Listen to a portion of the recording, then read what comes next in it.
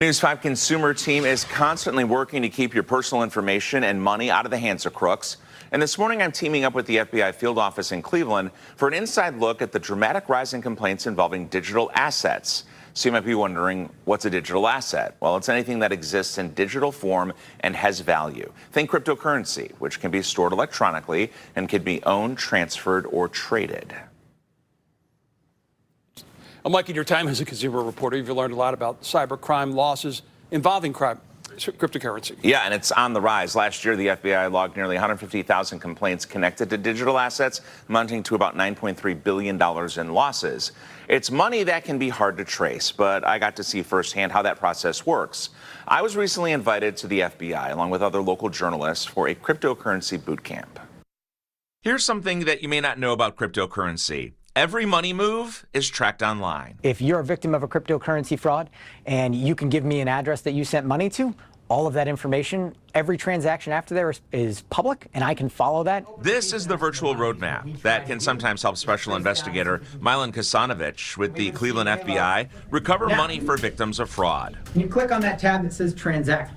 I got an up-close look at the trail of transactions that led to a payday for a bad actor. That one looks like it got the funds that we're worried about. The web of crisscrossing lines seen here, much like the web of lies used to convince someone to send money. This can happen to anybody in all walks of life, young, old, any education level. On this screen, you can see in less than 15 minutes, the funds deposited by a victim were sent to a site where they could be potentially cashed out by a bad actor. Once you hit send on that machine, that money is gone and it's in the hands of whoever told it, the fraudster that asked you to send it. It's a growing problem. Last year, the losses from cryptocurrency fraud spiked 66%, according to the FBI. It expands the scope of fraud from just your local area to the entire world, and that's something that we've got to combat against. This is where people are told to deposit their money.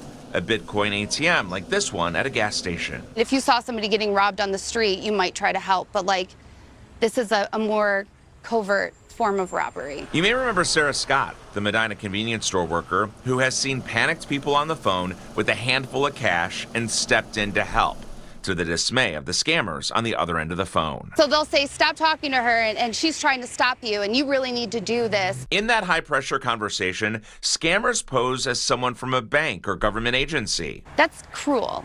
It's diabolical. I hate it. And successfully convince potential victims their personal account information is compromised and they'll be arrested if they don't send money.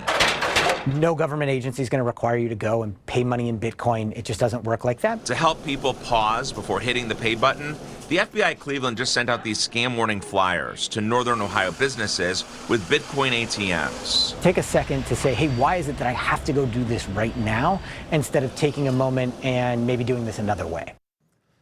Even though every transaction can be traced online, those behind crypto scams are constantly moving the money. It's the ultimate shell game.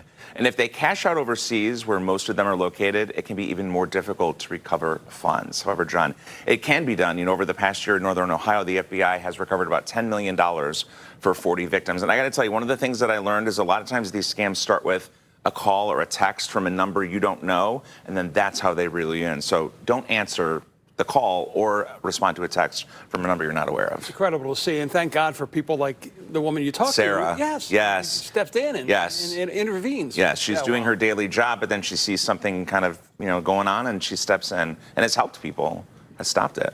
Good story.